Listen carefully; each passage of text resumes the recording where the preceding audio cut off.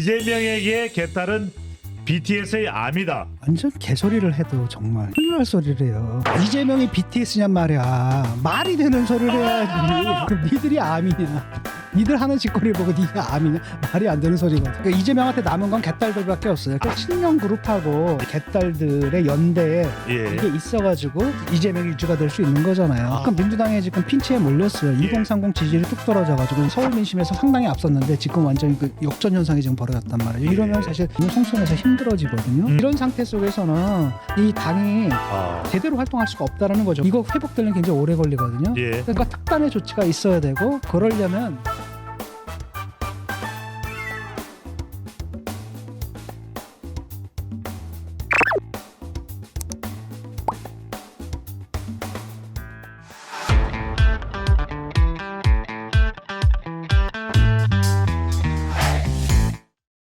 자, 오늘 이 방송하는 날짜로 오늘 화요일 날 이 국회에서는 윤관석, 이승만 두 의원에 대한 무소속 의원입니다.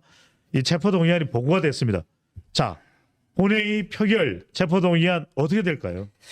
그 통과될 가능성이 상당히 크거든요. 지금 민주당에 지금 핀치에 몰렸어요. 2030 지지율이 뚝 떨어져가지고 예. 서울 민심이 지금 이상하거든요. 예. 그러니까 서울 민심에서 상당히 앞섰는데 지금 완전히 그 역전 현상이 지금 벌어졌단 말이에요. 이러면 사실 내년 총선에서 힘들어지거든요. 바로 그렇기 때문에 비명계의 목소리가 상당히 높아지고 예. 비명계 쪽에서도 이제 뭐 갑자기 그런 얘기를 하잖아요. 혁신.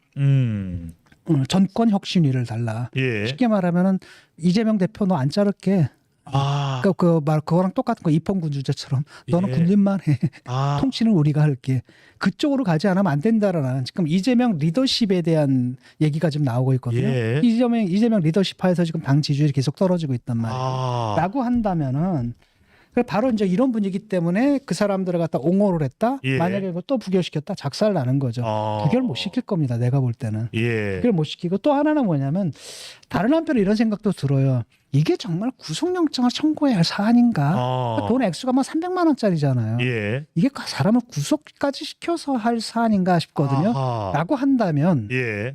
그냥 법원에 보내버리는 것도 나쁘지 않거든. 법원에 보내서 판사로 하여금 판단하게 하는 거지. 지난번에 국민의힘 하영재 의원도 네.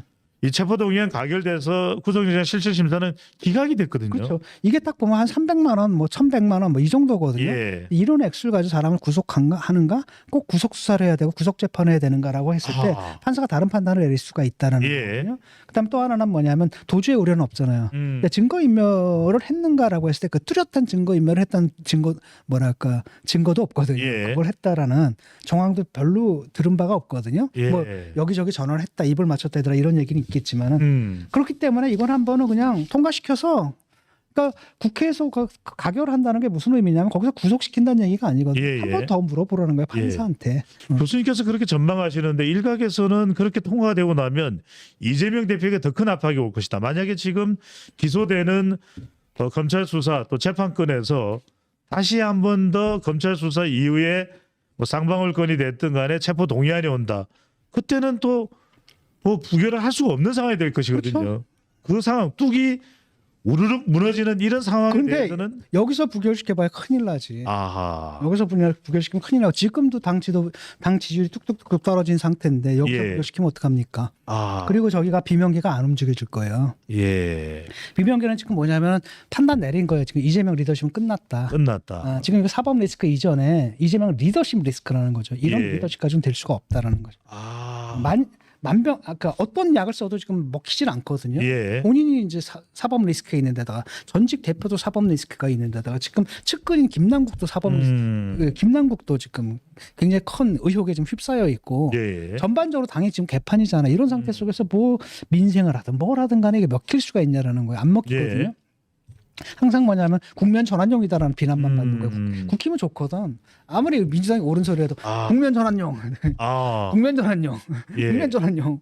그러면 다 이게 나가리가 된단 말이에요. 예. 그러니까 이런 상태 속에서는 이 당이 제대로 활동할 수가 없다라는 거죠. 그렇기 때문에 빨리 리더십 교환이 필요하다. 예. 이거 안 물러갈 거면은 오케이 있어 대표 그냥 해. 다만 정권을 갖다 혁신이한테 줘. 공천권까지. 그렇지. 네. 혁신에서 다 하게끔 내버려다. 아. 옛날에 그 전례도 있단 말이죠. 예. 그게 문재인 대통령이 아. 대표가 그랬단 말이에요. 당에서 흔드니까. 2016년입니다. 그렇죠. 그냥 김정일 위원장 데려다 놓고 예. 맡겼거든. 공천까지 그렇죠. 위임을 했죠.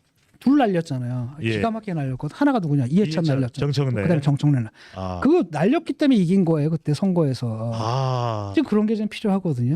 교수님 그럼 내년 총선을 앞두고도 지금의 민주당 지지율 상태라면 여러 명을 날려야 될까요? 지금 상태라면 아마 민주당이 힘들 겁니다. 지금 아하. 딴 건 몰라도 김남국 터지고 나서 김남국과는 세거든요. 아. 김남국 딱 한 다음에 2030 지지율이 아마 그냥 폭락을 했을 거예요. 예. 납득을 못 하거든 이거를. 아하. 거기다가 또 하나는 뭐냐면 그것도 열받는데 또 옹호까지 하잖아. 옹호까지 하는 걸 보고 이거 회복되려면 굉장히 오래 걸리거든요. 예. 그러니까 뭔가 특단의 조치가 있어야 되고 그러려면 지금 상태에서는 대표를 날리거나 예. 아니면 대표 그냥 있어. 오케이. 5표. 다만 권력을 혁신기로. 내려놔. 그쪽으로 넘기고 모든 권력은 내려놔. 그다음에 그 혁신에서 잘라야 돼요. 예. 이 강성들 있잖아요. 입헌 대표제가 되네요. 그 강성들 잘라서 네. 그 당이 달라지겠다라는 네. 의지가 있다라는 것을 국민들한테 보여주지 않는 강성이라 말씀하시면 최고위원을 이야기하시는 건가요? 최고위원회에서 이른바 친명계들 있잖아요. 네네. 친명계 말도 안 되는 놈들이 있거든요. 예컨대 뭐 알잖아. 철험회부터 예.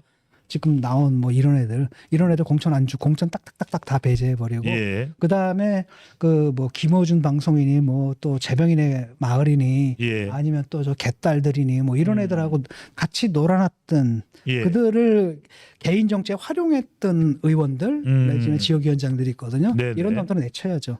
자, 교수님의 전망은 윤관석, 이승만 두 의원에 대해서는 체포동의안이 가결될 것이다. 가결돼야만 한다면 만에 하나 교수님 부결된다면 어떻게 될까요?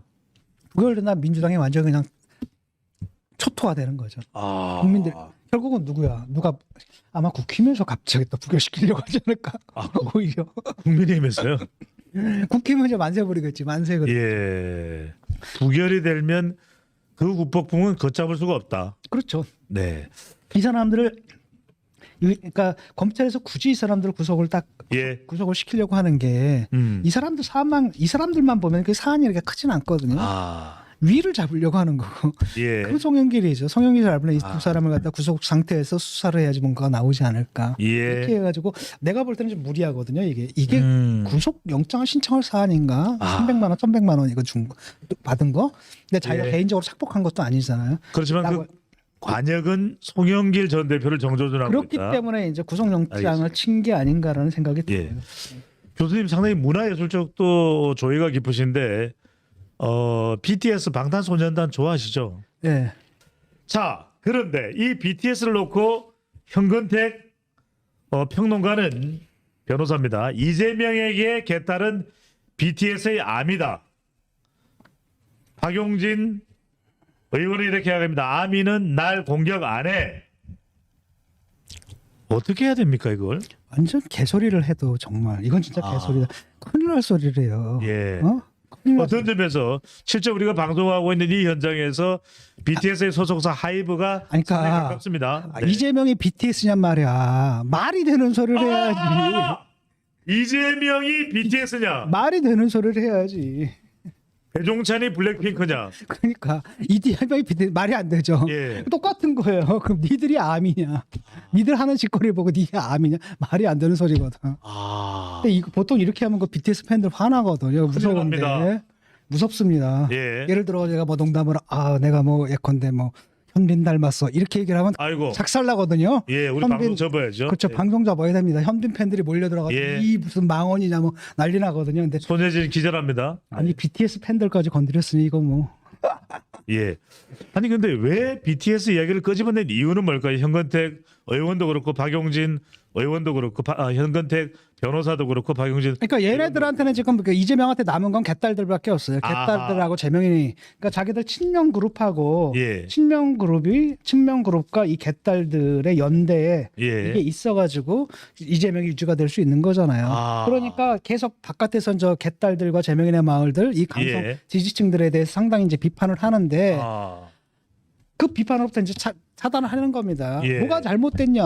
BTS가 아미 팬 갖고 있는 것처럼 이재명도 개딸들 예. 갖고 있는데 뭐가 잘못이냐? 이 얘기를 하는 거예요. 근데 박용진은 뭐냐면 근데 어디 아미들이 예. 돌아다니면서 해코지를 하든 남들 해코지를 하냐 집단으로 아. 그런 거 안 하지 않느냐 그 얘기를 예. 하는 거고요. 알겠습니다.